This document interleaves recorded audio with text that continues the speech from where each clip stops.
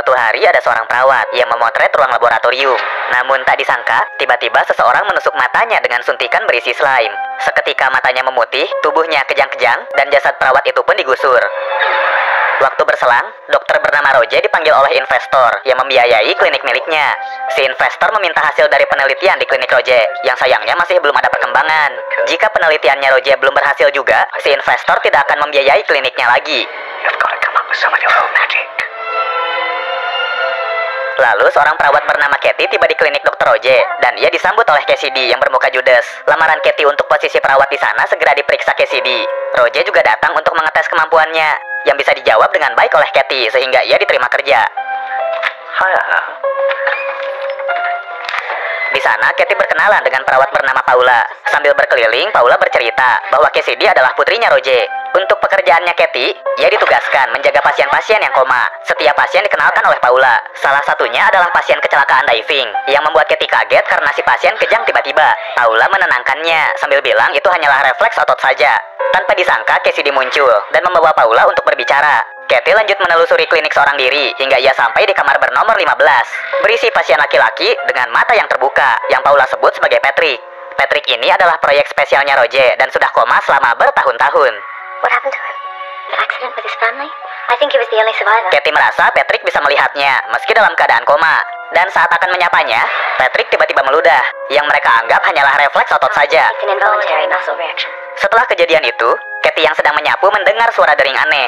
Ia juga melihat seorang tak dikenal, dan ketika berbalik, wajah penuh luka milik si pria membuat Katie kaget. Paula memanggilnya Fraser, pasien kecelakaan ledakan yang berhasil sadar dari koma. Ia pun mengantar Katie ke ruangan Fraser yang penuh dengan jam, sambil menceritakan obsesinya untuk menyalakan mercusuar setiap jam 7 malam. Sepulang bekerja, saat Katie sedang update status, ponselnya berbunyi, tapi ia mereject semua panggilan dari mantannya yang bernama Ed. Malahan sampai akan menghapus nomornya. Akan tetapi, tiba-tiba Paula mengetuk pintu rumah dan mengajak Katie untuk minum-minum. Sambil ditemani secangkir buyung upik, dua wanita ini saling gibahin hubungan asmara masing-masing. Yang ujung-ujungnya Katie bilang baru putus dari Ed. Paula langsung mengenalkan Brian dan mengajaknya ngegibah bareng mereka. Katie tertarik pada karismanya Brian. Dr. Brian Wright, this is Kathy Jessica. Esok harinya, si pasien kecelakaan diving meninggal dunia. Katie ditugaskan membawanya ke laboratorium Roger. Namun saat berada di dalam lift, jasad si pasien tiba-tiba mencekik Katie. Lift juga mendadak mati. Katie terus melawan, hingga akhirnya ia bisa menekan tombol darurat lift. Si pasien baru melepaskan tangannya saat mereka tiba di lantai tujuan. Dan ada Roger yang menunggu. Si suster bilang pasien ini belum meninggal. Alhasil sang dokter menyuruhnya untuk mengembalikan si pasien dan menunggunya di kamar nomor 15. Sebelum memasuki kamar, Katie kembali diperingati Roger agar tidak berbicara pada Patrick karena ia adalah pasien yang begitu spesial. Di dalam sana, ia langsung melakukan eksperimen, seperti menyuntikkan obat-obatan yang belum lulus BPOM atau menusuk Patrick di berbagai tempat untuk mengecek aktivitas otaknya. Sayangnya tidak ada tanda-tanda bahwa Patrick akan sadar. Katie disuruh membersihkan sisa eksperimen tadi, tetapi sebelum Roger keluar ruangan, ia mendengar si perawat berbicara pada Patrick. Saat itu juga Katie dimarahi, padahal ia hanya menganggap semua pasien koma sebenarnya sadar akan sekitar mereka. Lalu saat Katie dan Paula mengganti spray kasurnya Patrick, Paula bilang sudah menyiapkan kencan untuk Katie dan Brian. Sesekali ia ingin temannya refreshing dari klinik suram ini. Terlihat Ed juga menelepon, dan ketika mau diangkat, seketika Patrick meludah sehingga Katie mengabaikan panggilan tersebut untuk berbicara dengannya. Namun Cassidy memergoki mereka. Saat memarahi Katie agar tidak menaruh empati pada Patrick, tangan Cassidy tremor hebat, sampai-sampai menjatuhkan obat yang sedang dibawanya. Entah penyebabnya apa, selesai bekerja hari ini, Katie bertemu dengan Brian di museum. Mereka saling ngobrol, hingga akhirnya Katie memberitahu Brian dan bertanya apakah pasien koma bisa tahu tentang sekitarnya, yang Brian pun tidak tahu pasti.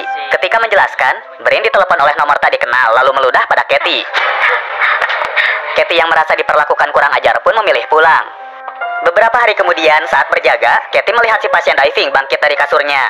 Namun saat diperiksa, tidak ada yang berbeda dari kamar pasien koma. Ia mengecek si pasien diving lebih dekat. Dan tidak ada siapapun di belakang. Ketika Katie mengambil obat yang jatuh, seketika muncul sesosok wajah di nampan yang ia bawa, yang kembali membuatnya kaget. Lagi-lagi tidak ada siapa-siapa. Ketika nampannya diperiksa, yang sekarang muncul adalah Fraser, yang langsung pergi tanpa berkata apapun. Malam harinya, Brian mendatangi Katie untuk meminta maaf atas kejadian di museum. Meski ia tidak ingat pernah berbuat salah, permintaan maafnya diterima dan mereka lanjut makan-makan. Baru juga bersulang, datang Ed sang mantan yang mau memberi penjelasan akan hubungan mereka. We have to talk. Sayangnya, ia diusir oleh Kathy dan baru benar-benar pergi setelah melihat Brian. I think you should go. It's fine. Ed pun memberitahu tempatnya menginap dan tak akan pergi sampai Kathy mendengar penjelasannya. Setelah ini, Kathy juga menyuruh Brian pulang. Go too. Namun tangan Brian bergetar hebat sampai memecahkan gelas buyung Upik hingga terluka. Kathy membawanya ke UGD. Lalu saat kembali ke mobil, ia tersetrum gagang pintu. Masih di malam yang sama, Brian ternyata kembali ke rumah Kathy untuk menuntaskan keperluannya tadi, yaitu berprot-prot ria. Ketika sedang di puncak kenikmatan, Brian perlahan berubah menjadi Patrick yang kulitnya mengkerut seperti mumi. Seketika itu, ia terbangun. Rupanya yang barusan adalah mimpi buruk. Kathy kembali memeluk Brian yang tidur di sebelahnya, yang langsung bangkit menjadi Patrick. Kathy juga terbangun lagi, dan yang sekarang adalah kenyataan, di mana ia berada di kasur sendirian. Siang harinya, Kathy kembali bekerja. Roger masih melakukan eksperimen yang terlihat menyakitkan pada Patrick. Setelah sang dokter keluar, Patrick meludahi Kathy sehingga si pasien pun ditampar. Ia segera meminta maaf karena sadar Patrick menangis. Anehnya, Patrick kembali meludah, seakan-akan menjawab permintaan maaf Kathy. Lama-kelamaan, sang suster yakin kalau Patrick sedang berbicara dengannya dengan cara meludah. Can you feel that? Untuk memastikannya, tangan Kathy hampir memainkan otong milik Patrick. Sebelum akhirnya dipergoki oleh Cassidy, Kathy meyakinkan Cassidy bahwa Patrick memiliki kesadaran. Sayangnya, ia tidak percaya sambil menyumpahi para pasien untuk cepat mati. Would be better off dead. Roger mendengar pembicaraan mereka dan meminta Kathy untuk membuktikan omongannya.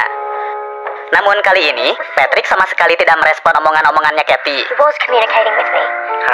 Kesal akan kebohongan Kathy, Roger pun mendemonstrasikan alasan Patrick yang sering meludah dengan menyetrum tubuh kodok yang pingsan hingga lompat dengan sendirinya. Ini artinya Patrick meludah bukan karena sadar, tetapi berkat aliran listrik dari peralatan medis yang terpasang di tubuhnya. As much as I would wish it otherwise, hanging of a dead brain. Dan pada malam hari, tiba-tiba komputer di kamar Patrick menyala dengan sendiri. Ternyata Patrick yang memiliki kemampuan telekinesis menelusuri media sosialnya Kathy. Dan berhenti ketika ia menemukan foto Kathy bersama Ed. Esok harinya, Roger melakukan eksperimen yang terlihat menyakitkan lagi pada Patrick. Sang dokter terus melakukan eksperimen ini karena waktu yang pernah diberikan si investor di awal film semakin mepet. Sedangkan penelitiannya belum juga menunjukkan hasil. Sebelum keluar ruangan, sang dokter menyuruh Kathy untuk mengetik hasil eksperimen tadi. Kathy juga kembali mengajak ngobrol Patrick yang sekarang direspon olehnya. Why won't you show the doctor? Saat Kathy kembali ke monitor, muncul tulisan rahasia secara misterius. Kathy merasa aneh, tapi ia berpaling sebentar saat Paula meminta bantuan. Dan tulisan rahasia di monitor sekarang malah hilang. Lalu pada sore harinya, Kathy menemui Ed untuk menyelesaikan masalah hubungan mereka. Mereka terus ngobrol, hingga akhirnya mengenyampingkan ego masing-masing dan bisa kembali berbaikan. Di saat yang sama, Patrick menggunakan kemampuannya untuk menelpon Ed. Sesaat setelah Ed melihat panggilan itu, Patrick langsung mengendalikannya dan membuat Ed menaruh tangannya di tempat pemanggang. Ed, is something burning? Ed?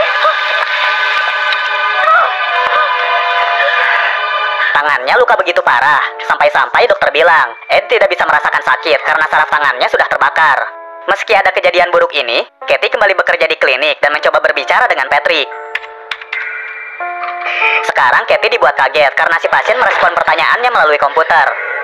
Melihat Patrick yang tersadar, Kathy berniat meminta sang dokter menghentikan eksperimennya. Namun Patrick menolak dan ingin Kathy merahasiakan kekuatannya. Otomatis Kathy menanyakan alasan mengapa Patrick hanya berkomunikasi dengan dirinya. Dan yang Patrick sampaikan hanyalah karena Kathy baik kepadanya. Hari-hari selanjutnya, Patrick menjalani eksperimen yang semakin berat. Setelah Roger keluar, Patrick baru bercerita bahwa ia memerlukan eksperimen ini dan meminta Kathy untuk mengerti. Namun Kathy yang tak tega melihat eksperimen itu menyampaikan protesnya pada Roger. You know that, don't you? Yang sayangnya tidak dipedulikan. Yang bisa ia ajak diskusi sekarang hanyalah Brain. Kathy menceritakan semua eksperimen kejam dan tidak etis yang Roger lakukan. To try to blast them back to life? Keesokan harinya, Kathy yang sedang beberes tiba-tiba dipanggil cepu oleh Roger.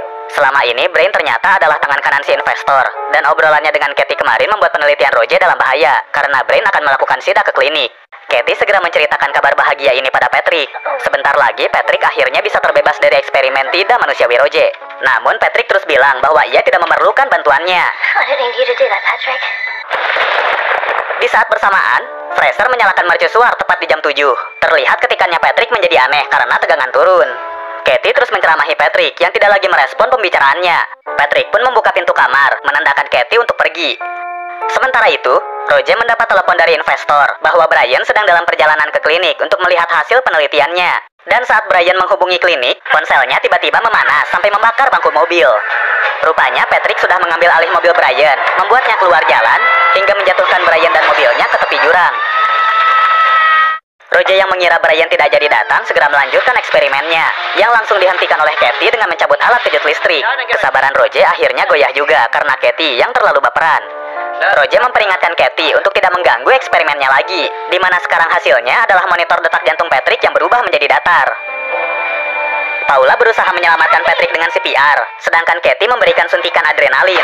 Patrick memang berhasil kembali hidup, tapi Cassidy yang melihat ini langsung mengusir mereka. Cassidy juga bilang pada ayahnya bahwa Patrick ada di sini adalah untuk menghukum mereka berdua yang bermain-main dengan nyawa manusia.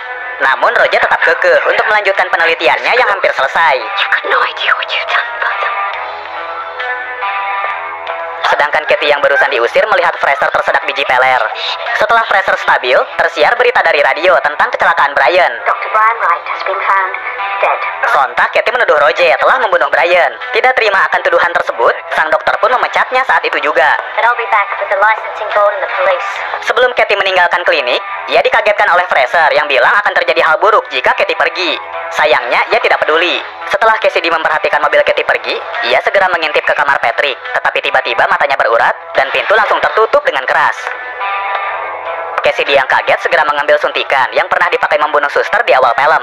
Selanjutnya, Cassidy mendatangi rumah Katie untuk menyuruhnya supaya tidak kembali ke klinik. I've done terrible thing. Awalnya Cassidy berencana membunuh Katie, tetapi ia berubah pikiran karena capek jika harus membunuh para suster demi menutupi perbuatan ilegal ayahnya. Ia pun akhirnya memberi berkas tentang Patrick kepada Katie untuk dipelajari. Sesudah Cassidy pergi, Katie membaca berkas Patrick dengan seksama. Ia menemukan hal mengejutkan, yaitu Patrick yang terobsesi pada ibunya hingga menyebabkan 2 orang meninggal. Patrick juga bermaksud mengakhiri dirinya sendiri, namun malah berujung koma. Kembali lagi ke klinik, Cassidy meminta Roger keluar. Dengan alibi ada pasien dari kota yang memanggilnya. Paula juga disuruh pergi dengan alasan membeli peralatan medis. Dengan ini, Cassidy bisa membunuh Patrick. Tetapi Patrick menjatuhkan gunting yang dibawanya. Di saat yang sama, Katie yang sedang mandi baru menyadari semua kejadian yang pernah menimpa Cassidy, Brian, dan Ed, yang diduga disebabkan oleh Patrick. Ia segera memperingati Ed untuk kabur. Seketika muncul pesan di cermin dari Patrick yang menyatakan Katie adalah miliknya. Namun Katie malah menyebut Patrick sebagai anak biadab dan durhaka. Akibatnya,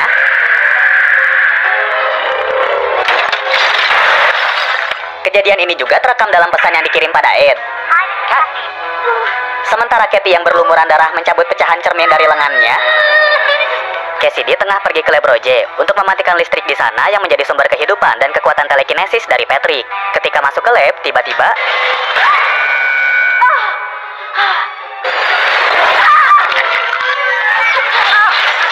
memang Cassidy berhasil ke generator listrik, tetapi Patrick mengendalikan kabel di sekitarnya dan membuat ia kesetrum hingga mati.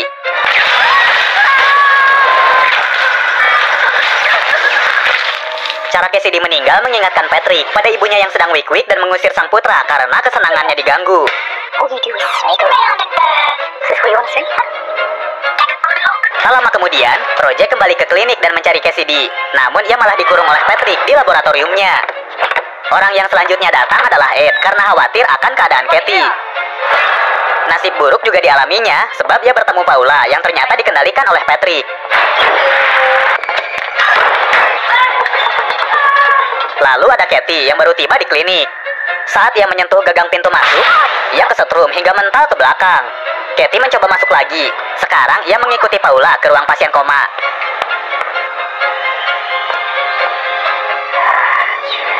Si pasien diving menyuruh Katie menemui Patrick dan menabraknya sampai Katie terjatuh.